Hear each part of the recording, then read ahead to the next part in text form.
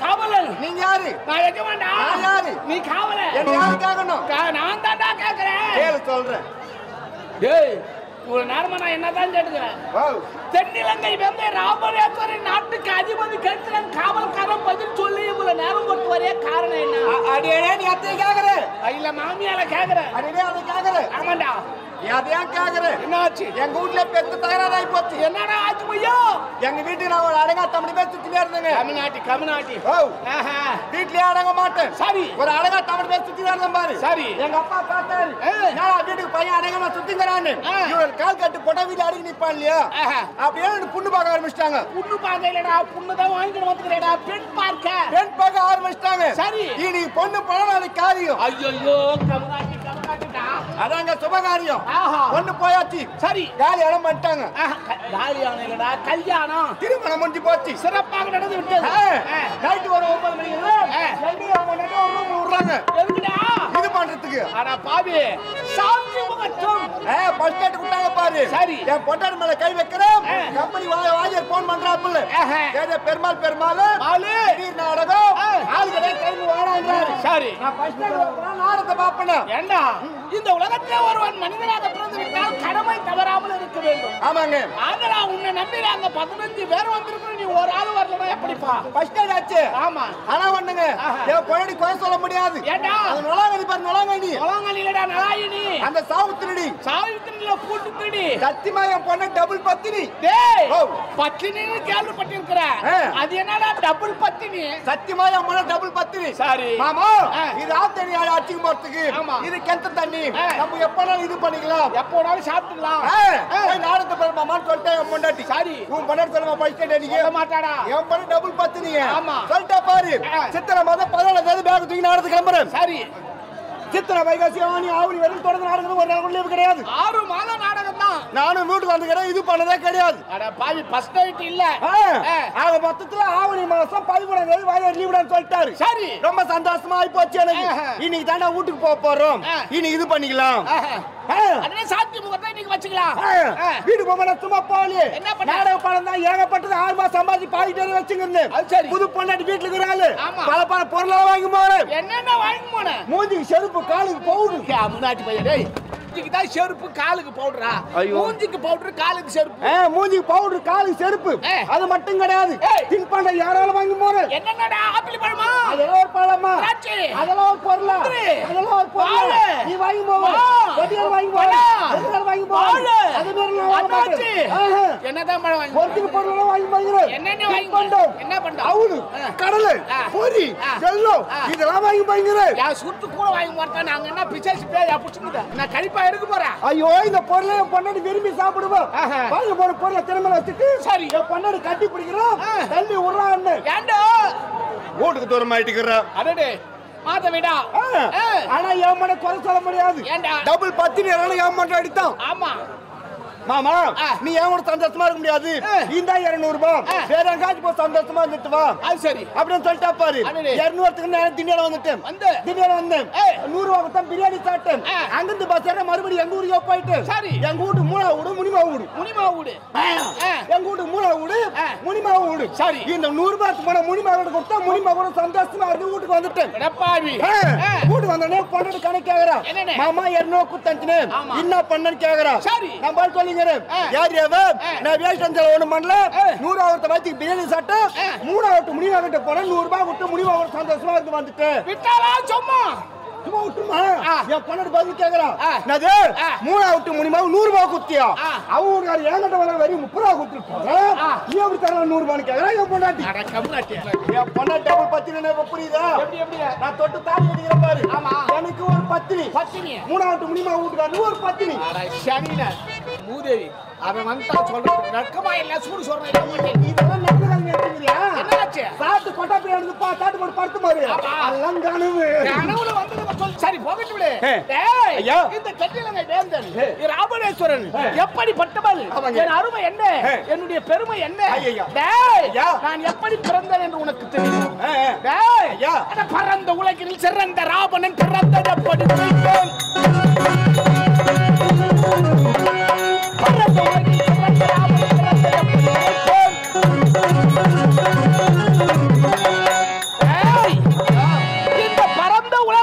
சிறப்பான இந்த சிறந்த ராவணன் எப்படி பிறந்தேன் என்று தெரியுமோ? நான் யார் யாருக்கு பிறந்தேன் என்று உனக்கு தெரியுமோ? யாருக்கு பிறந்த? ஐஸ்காரனுக்கு போறியா? பலூன் போறியா? இல்ல வரவு போறதுக்கு போறியா? நான் விளக்க வச்ச பாத்துக்கிறேன்.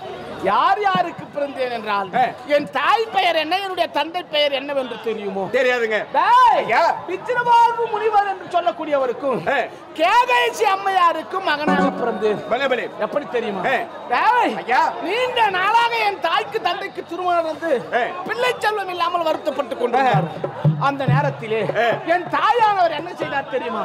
கேகேசி அம்மையார் 15 தாயவன் இணைந்து முனிவரை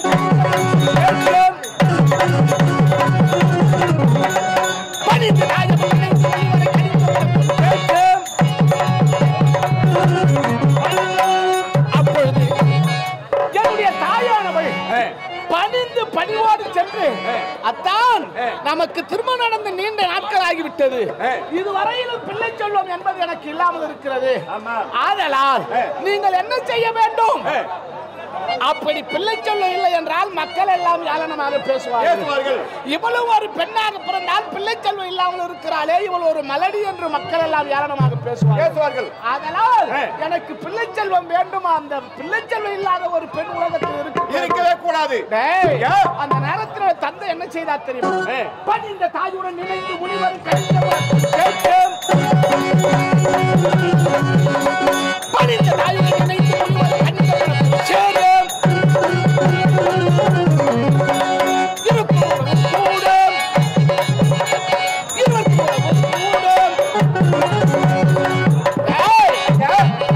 அப்படி பணிந்த தாயோடு கனிந்த மனத்தோடு சந்தோஷத்தோடு இருவரும் ஒன்று சேர்ந்தார்கள். அப்பொழுது தனித்து தாயவன் வயிற்றில் கருவது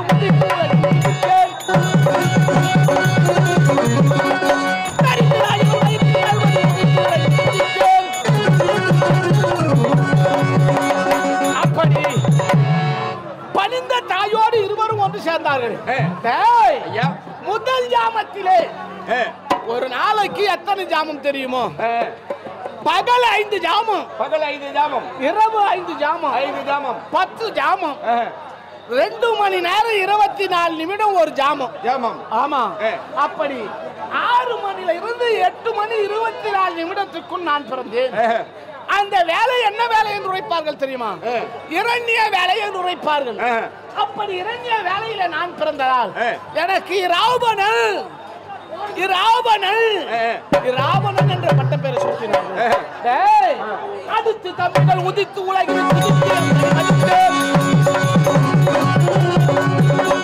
அடுத்து தம்பிகள் உதித்து உலகில் குதித்து என்னை அடித்தே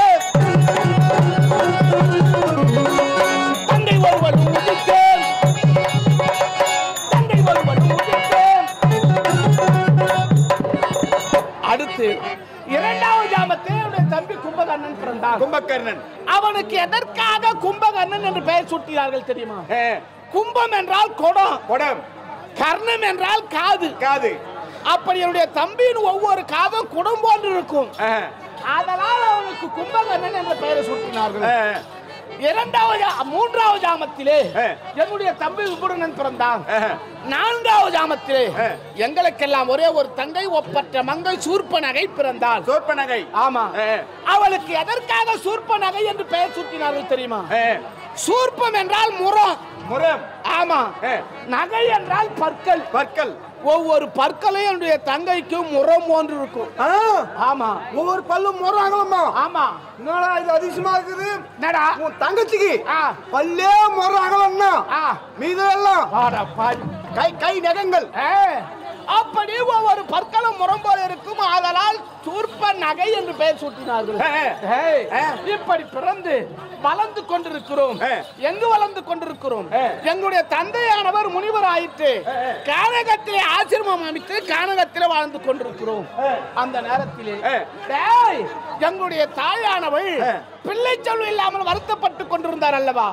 4 பிள்ளைகள் பிறந்து விட்டோம். 4 பேரு. ஆமா, எங்களுடைய தாயானவள் அப்பொழுது என்ன செய்கிறாள் தெரியுமா? ஜலத்தை தாயவள் எடுத்து குடத்தில் சிரித்து ஜலத்தை தாயவள் எடுத்து குடத்தில் சிரித்து மனமதி மிகவும் கேட்டேன், மனமதி மிகவும் கேட்டேன். தாயானவள் குளத்துக்கு சென்று குடத்திலே ஜலத்தை தண்ணீர் எடுத்துக் கொண்டு வருகிறாள். வருகின்ற தாய் சும்மா வரவில்லை, சிரித்துக் கொண்டு வருகிறார்கள். யாரடா வராங்க? ஆமா, காரணம் என்ன தெரியுமா? முனிவர் பிள்ளைகளாக வீதியிலே விளையாடி கொண்டிருக்கிறோம். நீங்க ஆமா, பிள்ளை செல்வமே இல்லாமல் இருந்தோம். நமக்கு 4 பிள்ளைகள் பிறந்து விட்டது என்று சந்தோஷத்தில் ஆனந்தத்தில் சிரிச்சு வராங்க, சிரித்துக் கொண்டு வருகிறார்கள். பார்த்தேன், எனக்கு சினம் பிறந்தது, கோபம் பிறந்தது. சினம். ஆமா, அந்த நேரத்தில் நான் என்ன செய்தேன் தெரியுமா? தனித்து நாடது இருக்கிறது,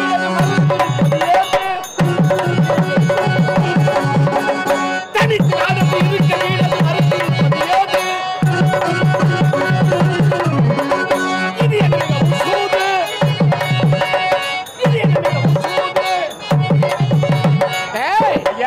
என் தாயை பார்த்து கேட்டேன், அம்மா நமக்கென்று நாடு கிடையாதா? நமக்கென்று வீடு கிடையாதா? இந்த கானகத்திலே வாழ வேண்டியதுதானா என்று என்னுடைய தாயை பார்த்து கேட்டேன். நீங்க என் தாய் என்ன உரைத்தார்கள் தெரியுமா? மகனே ஓடிவா ஓடிவா ஓடிவா என்று அழைத்தார்கள். அம்மா நாடு இல்லையா வீடு இல்லையா என்று கேட்டால் அருகாமையில் ஓடிவா ஓடிவா என்று அழைக்கிறாய, காரணம் என்ன கேட்டேன். அதற்கு என் தாய் உரைத்தார்கள், நமக்கென்று நாடு இருக்கிறது, வீடு இருக்கிறது. ஆனால் தற்போது நீ ஆளக்கூடிய நாட்டை என்னுடைய சக்கலத்தி தேவவன்னி என்று சொல்லக்கூடிய இளபில்லாவின் மகள் குபேரன் அரசாட்சி புரிந்து கொண்டிருக்கிறான் என்று வைத்தார்கள். அப்படி என்றால் என்னுடைய தந்தை விக்கிரவாக முனிவருக்கு முதல் தாரம் ஒன்று இருக்கிறது. அந்த தேவவன்னி என்று சொல்லக்கூடிய இளபில்லா தான் என்னுடைய தந்தையின் முதல் மனைவி. உங்க பெரியம்மா? ஆமா. அந்த அம்மையாருக்கு பிறந்தவன் தான் குபேரன். குபேரன் நீ ஆளக்கூடிய நாட்டை அவன் ஆட்சி புரிந்து கொண்டிருக்கிறான் என்று வைத்தார்கள். சும்மா விடுவேனா? ஐயா, வாழ்ந்தேன் புலிபோல், சீறினேன் சிங்கம் போல், நாட்டை நான் கைப்பற்றுவேன். அதற்கு என் தாய் என்ன உரைத்தார்கள் தெரியுமா? மகனே, அவனை வெல்ல தற்போது உன்னால் முடியாது. அவனோ வரம் பெற்றிருக்கிறான், அவனோ திறம் பெற்றிருக்கிறான், ஆதலால் அவனை வெல்ல முடியாது என்று உரைத்தார்கள். அம்மா, நமக்கு சேர வேண்டிய நாடு என்று உரைத்தாயே, எந்த விதத்தில் என்று கேட்டு அதற்கு என் தாய் உரைத்தார்கள். ஒரு நேரத்திலே ஆதிசேடனுக்கும் வாயு பகவானுக்கும் பெருத்த சமர் ஏற்பட்டது. போட்டி, சண்டை. ஆமா. என்னவென்று பலத்திலே சிறந்தவன் நீயா அல்லது நானா என்று போட்டி ஏற்பட்டுவிட்டது. அப்படி சமர் ஏற்பட்ட பிறகு அதை பரிசோதனை செய்து பார்க்க வேண்டும் யார் பலவான் என்று. அதற்கு போட்டிக்காக மகமேறுகிரியை வைத்தார்கள். அந்த நேரத்திலே ஆதிசேடன் என்ன செய்தான்? தன்னுடைய 1000 தலையால் மலையை அழித்துக் கொண்டு தன்னுடைய உடலால் சுற்றி வளைத்து இறுக்கி பிடித்துக் கொண்டான். அப்படி பிடித்துக் கொண்ட பிறகு வாயுதேவன் காற்றை வேகமாக வீச வீச வீச தேவலோகமே சும்மா கிடு கிடு கிடு கிடு கிடு கிடு கிடு கிடு. ஆமா, தேவர்கள் எல்லாம் பார்த்தார்கள். இந்த நடுக்கத்துக்கு காரணம் என்னவா இருக்கும்? ஏன் தேவலோகம் இப்படி நடுங்குகிறது என்று ஓடி வந்து பார்த்தால் இங்க இருவருக்கும் போட்டி. உடனே என்ன செய்தார்கள் தேவர்கள்? வாயுதேவனிடத்தில் சென்று, வாயுதேவா, எதற்காக இந்த போட்டி? நிறுத்தி விடு என்று உரைத்தார்கள். உடனே வாயுதேவன் என்ன உரைத்தான்? தேவர்களே, என்னை கேட்காதீர்கள். அதோ பார்த்தாயா, மகமேறுகிரி 1000 தலைகளால் அழித்துக் கொண்டிருக்கிறான் ஆதிசேடன், அவனை போய் கேளுங்கள் உரைத்து விட்டார். உடனே தேவர்கள் சென்று, ஆதிசேடா, விட்டு கொடுப்பவர்கள் கெட்டு போவது கிடையாது, கெட்டு போவர்கள் விட்டு கொடுப்பது கிடையாது, ஆதலால் நீ விட்டு கொடு என்று உரைத்தார்கள். ஆதிசேடன் என்ன செய்தான்? 1000 தலையில் ஒரு தலையை அசைத்தான், தன்னுடைய உடலை சற்று தளர்த்தினான். வாயுதேவன் காற்றை வேகமாக வீசினான். அம்மலை புரண்டது, 3 சுக்கலானது. அதிலே நுனி சிகரம். நுனி சிகரம் என்றால் என்ன? உச்சி சிகரம். அந்த காற்றிலே அந்த சிகரம், நுனி சிகரம் தென்கடலிலே போய் விழுந்தது. தென்கடல் 3 சுக்கலாகி தென்கடலிலே விழுந்தது. 2வது சிகரம் ஸ்ரீரங்கம் என்று சொல்லக்கூடிய இடத்திலே விழுந்தது. 3வது சிகரம் திருப்பதி என்று சொல்லக்கூடிய இடத்திலே விழுந்தது. தென்கடலிலே விழுந்தது. நாளுக்கு நாள் அது ஒரு தீவாக மாறியது. அந்த நேரத்திலே என்னுடைய தாயின் தந்தை, என் தாயின் சிறிய தந்தை, என் தாயின் பெரிய தந்தை மூவரும் அங்கு சென்றார்கள். அந்த தீவை சரி செய்தார்கள். அது தென்கடலிலே இருந்ததால் அந்த தீவுக்கு தென்னிலங்கை என்று பெயர் சூட்டி அதற்கு கும்பாபிஷேகம் செய்து 3இல் ஒரு பாகமானது அல்லவா, ஆதலால் ஸ்ரீலங்கை என்று பெயர் சூட்டி சிறப்போடு ஆட்சி புரிந்து கொண்டிருந்தார்கள். அவர்கள் பெயர் என்ன தெரியுமா? என் தாயின் தந்தை பெயர் மாலி, என் தாயின் பெரிய தந்தை பெயர் சுமாலி, சிறிய தந்தையின் பெயர் மாலிவான். இவர்கள் மூவரும் ஆட்சி புரிந்து கொண்டிருந்தார்கள். அந்த நேரத்திலே அரக்கர் ஆயிற்று, ஆணவம் தலைக்கேறியது. தேவர்கள் எல்லோரையும் பிடித்து அடி அடி அடி என்று அடித்தார்கள். தேவர்கள் எல்லோரும் மகாவிஷ்ணுவிடம் முறையிட்டார்கள். மகாவிஷ்ணு ஓடி வந்து மூவரையும் ஒரே உதையாக உதைத்தான். மூவரும் பாதாள உலகத்திலே போய் விழுந்தார்கள். மீண்டும் அந்த நாடு பாழடைந்தது. அதன் பிறகு என்னுடைய அண்ணனாக இருக்கக்கூடிய குபேரனிடம் சென்று, இது நம்முடைய சிறிய தாயின் தாய்நாடு ஆயிற்று என்று மறுபடியும் அதற்கு கும்பாபிஷேகம் செய்து தென்னிலங்கை சிறப்போடு அவன் ஆட்சி புரிந்து கொண்டிருக்கிறார் உரைத்தார்கள். விடமாட்டேன், இப்பொழுது நாட்டை கைப்பற்றுகிறேன் உரைத்தார்கள். என் தாய் உரைத்தார், மகனே, நீ சென்று வரம் பெற்றுக் கொண்டு வந்தால் தான் நாட்டை கைப்பற்ற முடியும் என்றார். பிறகு சென்றேன், ஈசனை கண்டேன். 10 சிரத்தில் ஒரு சிரத்தை முறித்தேன், 20 கரத்தில் ஒரு கரத்தை உடைத்தேன், தன் நரம்பில் ஒன்று இழுத்தேன், வீணையாக பாவித்தேன், சங்கராபரணம் என்று சொல்லக்கூடிய ராகத்தை பாடி அந்த சங்கரனை நேரில் கண்டேன். கேட்ட வரங்களை எல்லாம் கொடுத்தேன். கொடுத்தார். பெற்றுக் கொண்டு வந்து மரியாதையாக நாட்டை வாங்கி கொண்டு என்னுடைய தந்தையிடம் கேட்டேன். என்னுடைய தந்தையும் நாட்டை வாங்கி கொடுத்தார். நாட்டை மட்டும் வாங்கி கொடுக்கவில்லை, என்னுடைய அண்ணன் பிரம்மதேவனத்திலே வரம் பெற்றானே, அப்பொழுது புஷ்பக விமானமும் சந்திரகாந்தம் என்று சொல்லக்கூடிய வாளையும் பெற்றுக் கொண்டு வந்தான். அது இரண்டையும் வாங்கி கொடுத்தார். அந்த புஷ்ப விமானத்தின் மகிமை என்ன தெரியுமா? 4 பேர் அமர்ந்தால் அதற்கு தக்கவாறு இருக்கும், 40 பேர் அமர்ந்தால் அதற்கு தக்கவாறு விரிவடையும். விரிந்து சுருங்கக்கூடிய அந்த பல்லக்கை வாங்கி கொடுத்தார்கள். அந்த விமானத்தை வைத்துக் கொண்டு சிறப்போடு ஆற்றி வந்து கொண்டிருக்கிறது. இருந்தாலும் இன்று என்ன நாள் தெரியுமா? குறை தீர்க்கும் நாள். நம்முடைய சபா மண்டபம் பார்த்தாயா? திருச்சோடி கிடக்கிறது. நீ உடனே சென்று நம்முடைய சொந்த பந்துக்கள் அனைவரும் நான் அழைத்ததாக அழைத்துக் கொண்டு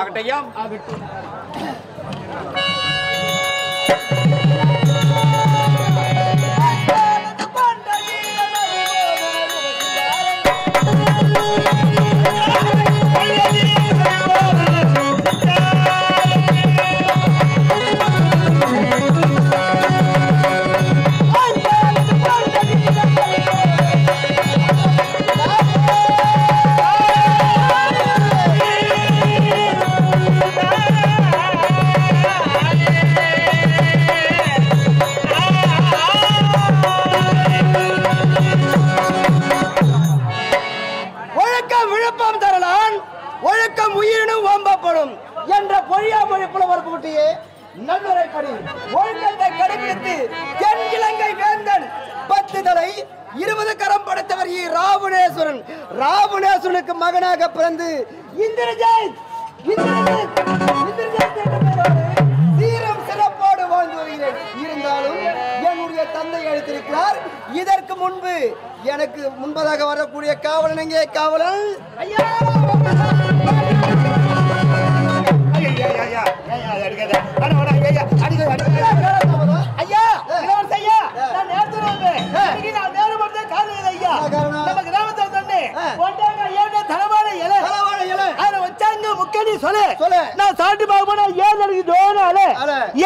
பெரிய ஒரு மலை, அந்த மலையில் கேட்டா சொல்ற 50 ரூபா பாக்கெட் வேலை. 50 ரூபா பாக்கெட் வேலை. அது கொஞ்சம் 10 ரூபாய் 20 ரூபாய் விற்கிறோம், வாங்கி குடிச்சுட்டு இருப்போம். ஏண்டா காலதாமதம் கேட்டா சாராயம் போல. சரி, ஏண்டா காலதாமதம் கேட்டா கட்டு கதை கொட்டி அழுந்து கொண்டிருக்கிறாயா? சரி போகட்டும். நாட்டு மக்கள் என்னை பற்றி நிறைவாக பேசுகிறார்களா அல்லது குறை கூறி பேசுகிறார்களா? ஐயா உங்களை பத்தி நிறைவா பேசுறாங்க. யாரும் குறைமே காண முடியாதுங்க. குறை என்பதே கிடையாது. ஆமா ஐயா, குறையிட்டு பார்த்தாலும் குறை என்பதே கிடையாது. காண முடியாது ஐயா. என்ன ஏதோ சொல்ல வந்த? ஐயா வந்ததே வந்துட்டேன். என்ன 31 வருஷம் நேரம் ஒயின் ஷாப் ஆண்டே கிளாஸ் ஈசந்திர ஒயின் ஷாப். ஐயா என்னுடைய தந்தை வரும்படி உத்தரவு. ஐயா அவங்க அப்பா வருஷம்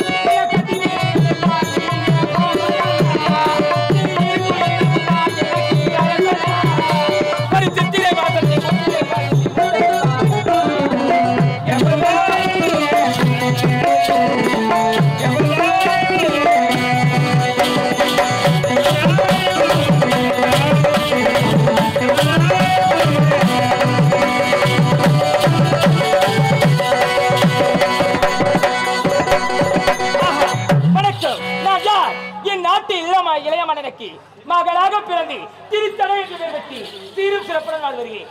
அதுக்கு முன்பதாக இந்நாட்டு காவலாளி இருக்கிறானே டே அழகு.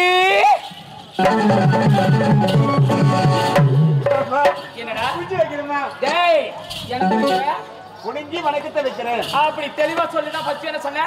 வணக்கத்தான் வைக்கிறேன்னு சொன்னாங்க. அப்படி தெளிவா சொல்லு. டேய் நான் வந்து விட்டேன். ஆறு தினமும் நீ வருவதற்கு என்னடா காலதாமதம்? அது ஏன் கேக்குற? எனக்கு எங்க வீட்டுல தகராறா போச்சு. என்ன தகராறு? ஐயோ எங்க வீட்டுல எனக்கு பண்ணாத துரோகம் பண்ணிட்டானுங்க. என்ன துரோகம்டா? அதெல்லாம் நீயே உரிப்பா கேட்டுக்கமா. கேட்டுக்கிற சொல்லு. எங்க அப்பா அம்மா நானும் என் தங்கச்சி ரெண்டே பிறந்தது. ரெண்டே பேர் பிறந்திருக்கீங்க. கோயிலுக்கு போனா போதும்.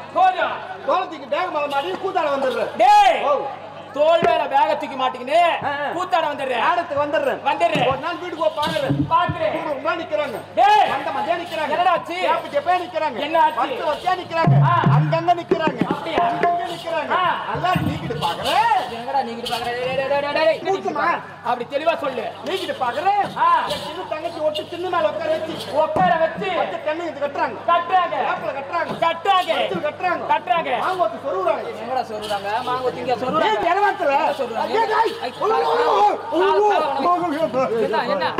கை நீட்டு. கை என்ன சோகா? அதெல்லாம் போனா கூட போகட்டும். பாக்காத பொருளா நீ தான் பாக்குறேன். என்ன பொருள்டா? சுட்டு போடுறாங்க. இட்லி சுட்டு போடுறாங்க. சுட்டு போடுறாங்க. சுட்டு போடுறாங்க. சுட்டு போடுறாங்க. சுட்டு போடுறாங்க. சுட்டு போடுறாங்க. சுட்டு போடுறாங்க. வாழை சுட்டு போடுறாங்க. சுட்டு போடுறாங்க. என்னடா? வாய்ப்பயம். டேய் இது மாதிரி மூளைக்கட்ட முட்டாள் கூறுகட்ட குக்கரே. டேய் வாங்கி தோட பையா. டேய் என்னத்தடா சுட்டு போடுறாங்க? ஐயோ இட்லி சுட்டு போடுறாங்க சரி. ரைட். தோசை சுட்டு போடுறாங்க சரி. ரைட். டேய் கேசரி செஞ்சு போடுறாங்க சரி. ஆமாம்மா. டேய் அது எப்படி வாழைப்பழத்தை சுட்டு போடுவாங்க? சுட்டு போட்டலவா புட்டு போடுறாங்க. புட்டு போடுறாங்கன்னு தெளிவா சொல்லு. அதெல்லாம் கூட தெரியாது.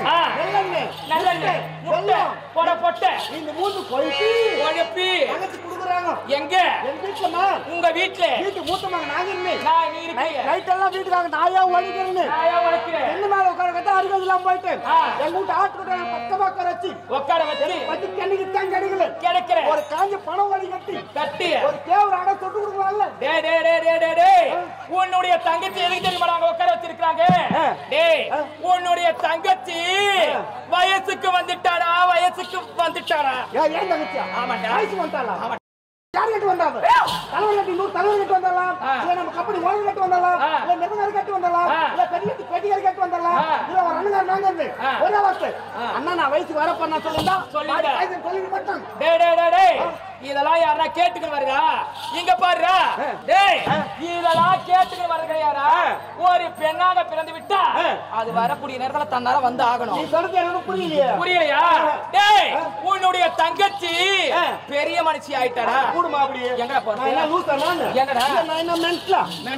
எனக்கு ஒண்ணும் புரியாது பையன் நானு. நான் தான் விவரமா சொல்றேன். என்னடா? தள்ளுமா நானுமா என் தங்கச்சி சின்னதம்மா.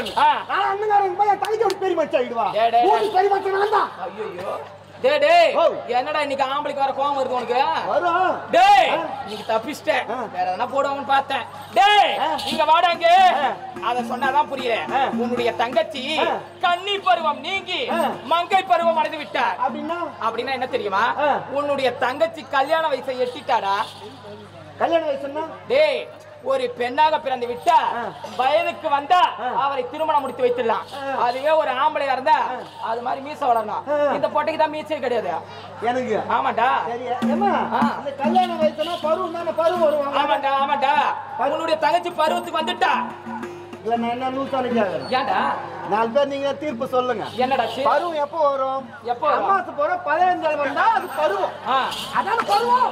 அப்புறம் இது அம்மாசு 3 நாள் தான் வந்து பண்ணிக்கலாம் மன்னிக்கலாம். டேய் என்னத்த பருவத்தை சொன்னா நீ அந்த பருவத்தை பேசிக்கிற? பருவம் அம்மாசு பௌர்ணமி அமாவாசை பருவத்தை நான் சொல்லிக்கிறேன். ஆமா நீ வந்துட்ட. டேய் என்னத்துக்கு நீ வந்துட்டியா? டேய் அதெல்லாம் வந்து நான் வெகு நாளா ஆகிவிட்டது. அதெல்லாம் ஏன் என்கிட்ட சொல்லல? எதுக்குடா சொன்னா என்ன பண்ண போற? என்கிட்ட சொல்லிருந்தா உனக்கு நெல்ல வச்சிருப்பேன். டேய் வப்பியா? சீர் வருஷமா அப்படி தெளிவா சொல்லு. வைக்கிறதுக்குலாம் ஆம்பளை இருக்கிறாங்க. உன மாதிரி பொட்டைக்கு வேலை கிடையாது அந்த இடத்துல. யாரு? டேய் பொட்டை.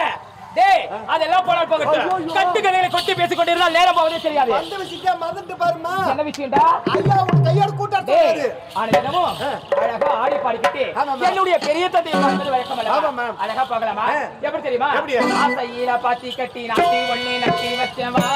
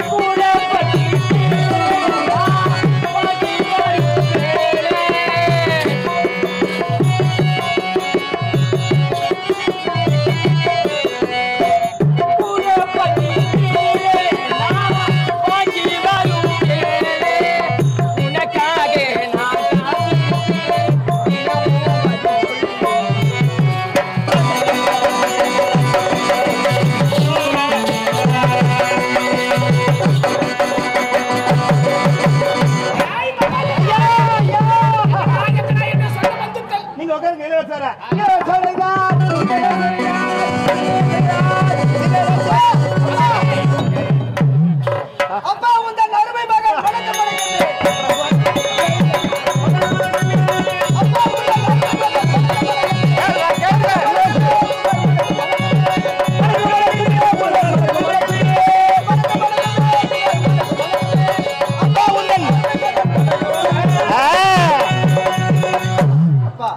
உன்னுடைய மகனை வாழ்த்துங்கள் அப்பா.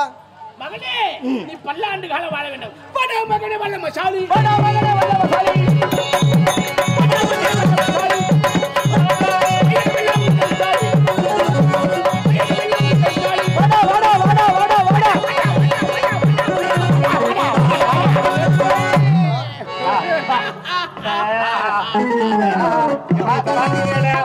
தந்தை உங்க 2 பேரும் பார்க்கும்போது நான் கருமாந்திர காட்சி கண்கொள்ளா காட்சிடா. கண்கொள்ளா காட்சி என்னுடைய மகன் பாசத்தோடு வந்து மடி மீது அமர்ந்தான். ஆமா ஆமாங்க உங்க படிவு பார்த்தாயா? ஆமாங்க ஐயா இன்னும் யார் வராங்க பாரு. ஆமாங்க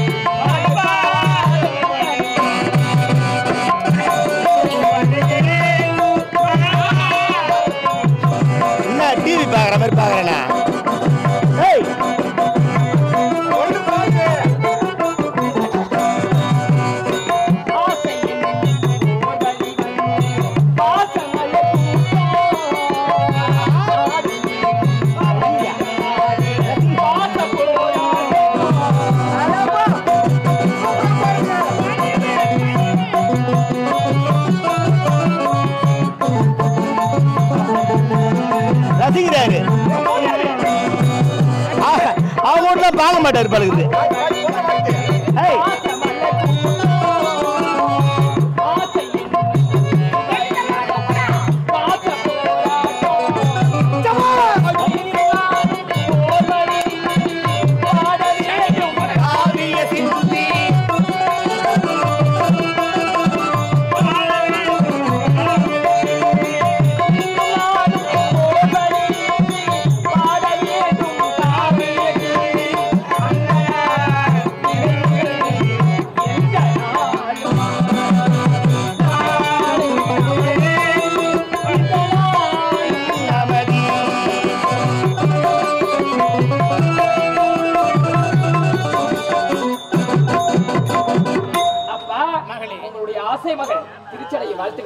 கண்ணே மகளே நீ சீக்கிரம் செத்து விடுவாய்.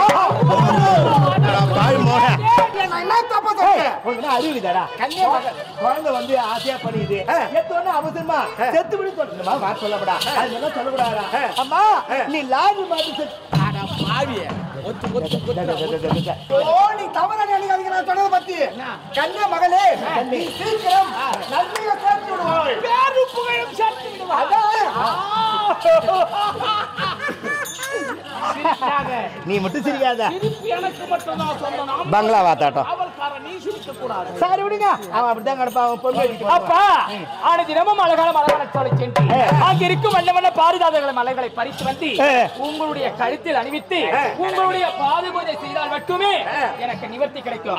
அப்படி இருக்கும்போது இன்றும் மலர்வனம் சென்று மலர்களை பறித்து உங்களுடைய பாதகமலத்திற்கு அனுப்பி விட்டு என்னை அழைத்த காரணம் என்னவோ? சந்தோஷம் கண்ணே. இந்த சபா மண்டபம் கூடி இருக்கிறது. அதனால் என்னுடைய மகளையும் அழைத்து இந்த சபா மண்டபத்தில் அமர வைக்க வேண்டும் என்று அழைத்தேன். வேற ஒண்ணும் கிடையாது. இருக்கட்டும். மகனே இந்திர ஜெயித்து வாடா வாடா ஹலோ ஹலோ. தெரிய மாட்டேங்குது பாரு. ஏய், சை.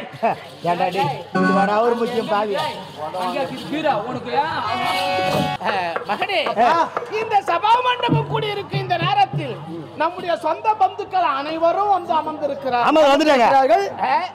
இந்த குறை தீர்க்கும் நாள். ஓஹோ. யார் யாருக்கு என்னென்ன குறை இருக்கிறது என்று கேட்டு அவர் குறையை போக்குவதுதான் நம்முடைய கடமை. அப்படிப்பட்ட நாள் என்று வந்திருக்கக்கூடிய சொந்த பந்துகள் அனைவரையும் பார்க்கும் பொழுது மிக மிக மிக சந்தோஷம் அடைகிறேன். இருந்தாலும் இந்த நேரத்தில் உனக்கு ஏதாவது குறை இருக்கிறதா மகனே? அப்பா என்னுடைய மனதில் பெருத்த குறை அப்பா, பெருத்த குறை. என்னடா இது? உனக்கு என்ன குறவை? ஓ குறவியா? வரவேலடா. நல்லா கெளுத்தி மீனா புடிச்சு வந்து குடி. டச்சாய். வரடா. ஏய் குறவிடா. என்ன குறை? ஐயா நீங்க குறன்னு சொல்லிந்தா நீங்க குறன்னு சொல்லிந்தா நான் போதோட நாள் பண்ணி விட்டு கிளத்து. எங்க போவோம்? கம்நாட்டி. நீ தான் குறை என்று உரைத்தேனே. அப்படிப்பட்ட குறை என்ன குறை? என்னுடைய மனதில் பெருத்த குறை. அப்படிப்பட்ட குறை என்ன குறை தெரியுமா? என்னங்க? தேவர்கள் 33 கோடி, ஆமாங்க. அரக்கர்கள் 66 கோடி. 66 கோடி. அப்படி இருக்கும்போது தேவலோகத்தில் வசிக்கக்கூடிய தேவலோகத்தில் இருக்கின்றானே தேவ இந்திரன், ஆமா. மீசையில்லா பேடி பையன், பேடி. அவருடைய சபையில் நாட்டிய மதங்கள் வந்து நாட்டியம் ஆடுகின்றார்கள். அவர்களுடைய நம்முடைய குறையா? இல்ல குறையா? நம்முடைய சபையில் நாட்டியம் ஆட வேண்டும். அதை நான் பார்த்து கண்டுகளிக்க வேண்டும். ரசிக்கிறோம். தேவலோகத்திலே அந்த தேவேந்திரன் முன்னால் அரம்பை, ஊர்வசி, மேனகை, துலோபமை என்று சொல்லக்கூடிய நாட்டிய மாடுகள் நாள்தோறும் நாட்டியம் ஆடுகிறார்கள். ஆமாப்பா. அப்படிப்பட்ட சபையை உடன் நம்முடைய சபை எந்த விதத்தில் குறைந்து விட்டது? ஏன் நம்முடைய சபையிலே நாட்டிய மாடுகள் நாட்டியம் ஆடினால் என்ன என்று கேட்கிறாய்? நம்முடைய சபையில் ஏன் நாட்டியம் இல்லை? இதோ ஒரு குறை. என்ன நாட்டி ஆடினாலும் தானே? மகன் ஆசைப்பட்டு விட்டார். நாட்டி ஆடணும். நாட்டி நான் 2 பேர் பார்த்துட்டேன். எதுக்கு? ஏய் ஐயா ஏய் பாவியா பெரியமாடா அவங்க குறையை போக்க வேண்டும் என்பதற்காகத்தான் அமைத்திருக்கிறோம். ஆமா. அவங்களுக்கு குறை வச்சுட்டியாடா பாவம், ஆயா சிரிக்குதாடா டேய். அது வாடாடு வயசா இருக்கு. பார்க்கணுமே. இந்த வயசுல வைக்கப்படுதுன்னா சிரிக்கலடா. நீ எங்க அவங்க சொன்னாம சொன்னாம மறைச்சிக்கிட்டாடே. அப்படி இருக்க என்னுடைய மகனை ஆசைப்பட்டு விட்டான். அதனால் உடனே நாட்டியத்துக்கு ஏற்பாடு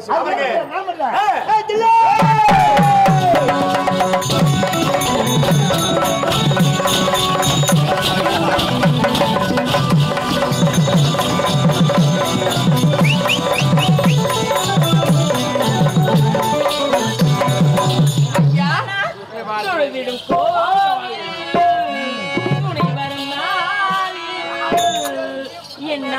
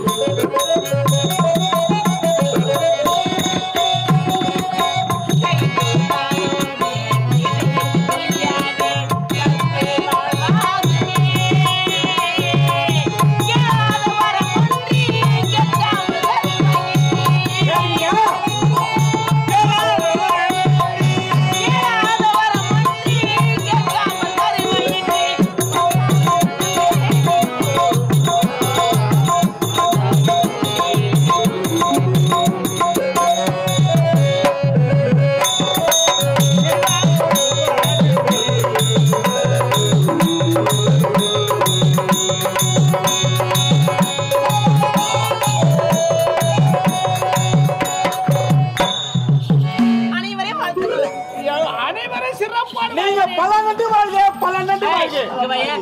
அப்ப மீது நல்லா எங்க வாழ்க? ஏரியில் வாழ்க, அங்க தண்ணி இல்ல, குட்டையில் வாழ்க, அங்க தண்ணி இல்ல, குளத்தில் வாழ்க, அங்க தண்ணி இல்ல, அங்க தண்ணி இல்ல, அங்க தண்ணி இல்ல. சட்டியில் வாழ்க. ஏய் என்னடா என்ன உடம்பு சட்டிமா எங்க தண்ணி நண்டு முட்டி பாத்து சொல்லுங்க. கேட்டுட்டியா அவனே? ஏய் எதுக்கு கூப்பிட்டீங்களே? என்ன உங்களையா ஒண்ணு தெரியல. அந்த ஒரு சாப்பாடு மீதிக்குதான் போய் துண்டு அதெல்லாம் கை போட்டு இருக்குதா? நம்ம வீட்டுல இருந்து எல்லாம் சாப்பிடுறது கிடையாது. நம்ம சோறா துண்டுறது கிடையாது. எல்லாம் ஒரிஜினல் தான் நம்ம சாப்பிடுறது எல்லாமே. பிரியாணி தான். ஏய் எதுக்கு கூப்பிட்டீங்களே? உங்களையா ஒண்ணு தெரியல. உங்க மூச்சு மேல காட்டணும். கேட்டு வாய் மூடி. நேத்தா காட்டு மூச்சு. என்ன சொல்ற? அவரே நினைக்காரு. ஆடு பாடு அப்படியும் ஆடு லெடு பாடு. ஐசார் காட்டுறது. நான்டா ஐயே காட்டுறது காட்டுறேன். நான் திறமையா செருப்பா இருக்கணும். ஏய் சிறப்பா வாய் மூடி சரி மிச்சமே. சிறப்பு சிறப்பா இருக்க வேண்டும். காட்டு. பொன்னிட போல தெய்வம்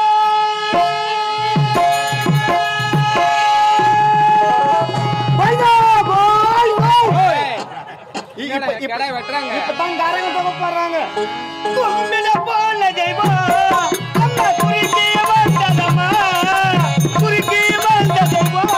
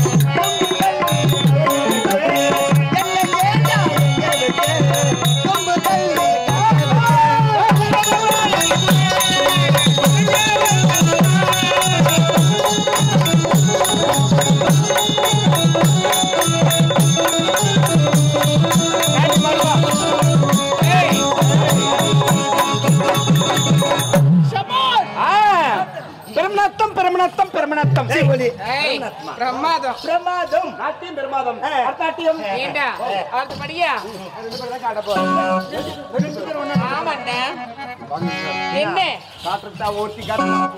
நீங்க ரெண்டு பேரும் காட்ட போறீங்க. நீ காட்டுற காட்டல எல்லாரும் கிளப்பி நிக்கணும். ஏச்சிக்கு வாய மூடுடா. என்ன சொல்றீங்க? அவரே நினைக்காது. நீ ஆடு பாட நாட்டி ஆடும்போது அவங்க கை எல்லாம் ஒரே குச்சில கைகளை கிளப்பி நிக்கணும். குச்சில பின்னா பின்னா அப்படி தெளிவா சொல்லுடா. போகலாம் மேடம். பாசமுள்ளி பாண்டியரி பாட்டி கட்டு பாவலரி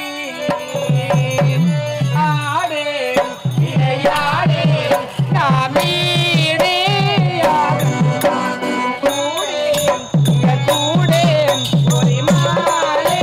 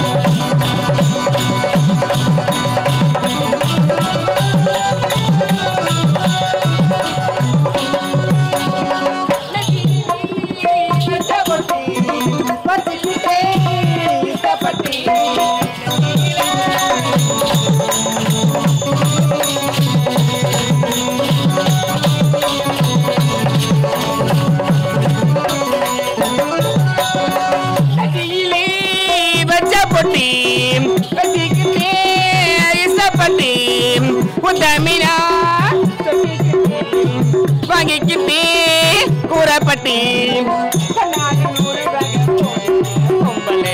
உள்ளூர ஊரு தயாத்தீன் முத்தாரண்டா வித்தாரண்டா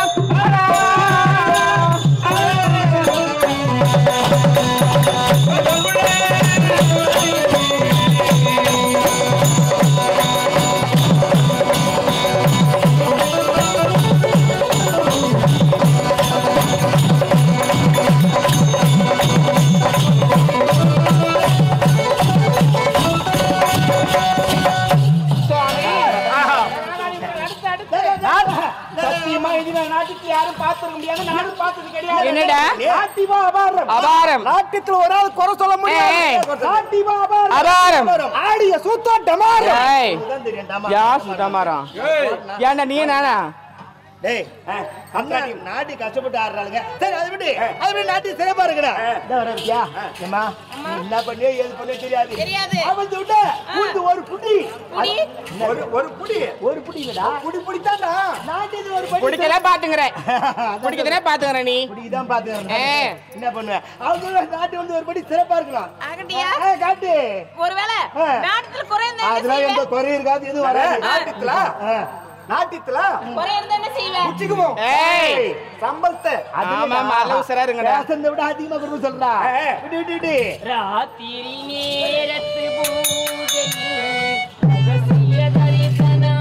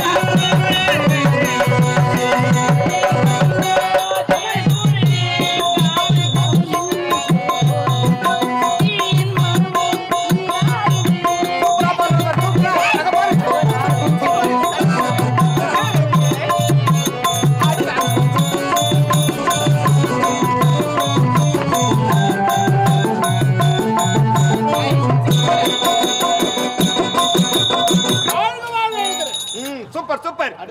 அடுத்து முடிஞ்சிச்சுங்க. ஏண்டா அவருடா டேய் அவர் அவருக்கு தகுந்த சன்மானத்தை கொடுத்து அனுப்பு. அவருடா சீக்கிரம்டா சீக்கிரம்டா ரொம்ப அவசரப்பட்டு பொட்டா பின்னாடி போலாமா? யார் அவன்? அதை கேக்குறவன் என்னங்க அவர் சொல்றா? ஐயோ சன்மானத்தை அவருடா சன்மானம் ஆமா வைந்தீங்களா? நீங்க உள்ள போயிட்டு அவருக்கு மொழி விட்டு வாய் போட்டு வைங்க. உள்ள வந்து புள்ள தரேன். ஏய் சிக்குவாய் முடி புள்ள தரியா புள்ள சன்மானம் தாரே. தெளிவா சொல்லு புள்ள தெரியல ஆள் இருக்காங்கடா மகனே அப்பா இப்போது உனக்கு சந்தோஷம் தானே? அப்பா இதுவா நாட்டியம்? எனக்கு இந்த நாட்டியம் பிடிக்கவே இல்லை. அப்படி என்றால் அறவே பிடிக்கல. இந்த நாட்டியம் பிடிக்கவில்லையா?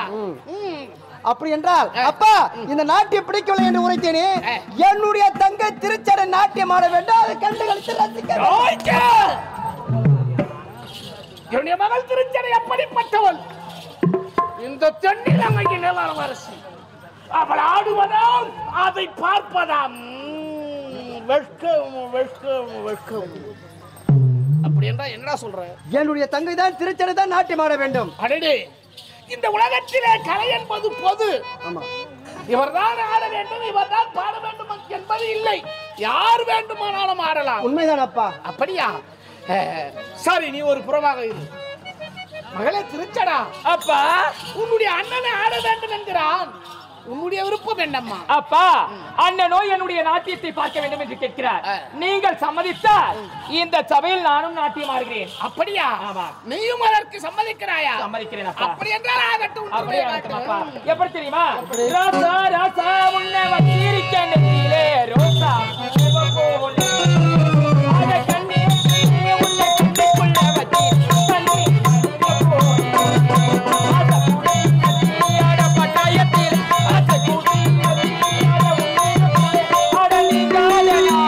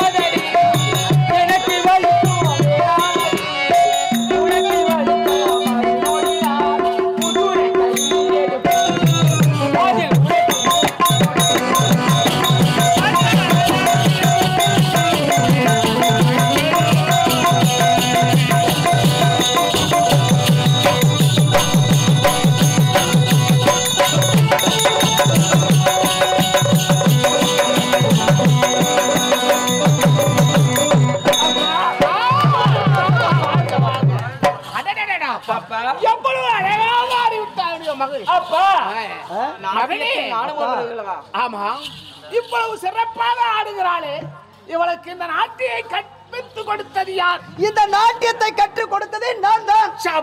அற்புதமான நாட்டியம், சிறப்பான நாட்டியம். அழகாக ஆடிவிட்டால் இப்பொழுது சந்தோஷம் தானே? சந்தோஷம், மனம் மகிழ்ந்தேன் அப்பா. அப்படியா? எவ்வித குறையும் கிடையாது. அப்படி என்றால் நீ சென்று பால் பழம் உண்டு ஓய்வு எடுத்துக்கொள். ஆகட்டும்பா. ஆகட்டும், சென்று வா. நான் புறப்படட்டுமா? அப்படியா? என்னை போக விட்டு அழைத்ததற்கு காரணம் என்ன? மகளே, அப்பா, உனக்கென்று ஒரு கடமை காத்துக் கொண்டிருக்கிறதம்மா, காத்துக் கொண்டிருக்கிறது. அப்பா, எனக்கென்று ஒரு கடமை காத்துக் கொண்டிருக்கிறதா? ஆமா. என்ன கடமை அப்பா? அது என்ன தெரியுமா? என்ன? அஸ்ராஜவனத்தில் இருக்கக்கூடிய சீதைக்கு 1000 அரக்கங்களை எல்லாம் காவல் வைத்திருக்கிறேன். ஆமா, அவர்கள் எல்லாம் இருந்த போதிலும் நீதான் அவளுக்கு உத்ததொரு தோழியாக இருந்து எந்தெந்த நேரத்தில் என்னென்ன தேவைப்படுகிறது என்று அவள் நோக்கம் அறிந்து அவளுக்கு உபச்சாரணை செய்ய வேண்டும். அப்பா, சீதைக்கு நான் உபசரிக்க வேண்டும். அவ்வளவுதானே. இப்பொழுதே புறப்படுகிறேன். என்ன வேண்டி கேட்டறிந்து அனைத்து உபசரணையும் நான் செய்கிறேன். புறப்படட்டும் அப்பா? அப்பா, கட்டளையிடுவது யார்? என்னுடைய தந்தை. செய்து முடிப்பவள் உன்னுடைய மகள். ஆகட்டும். அப்படியாகட்டும்.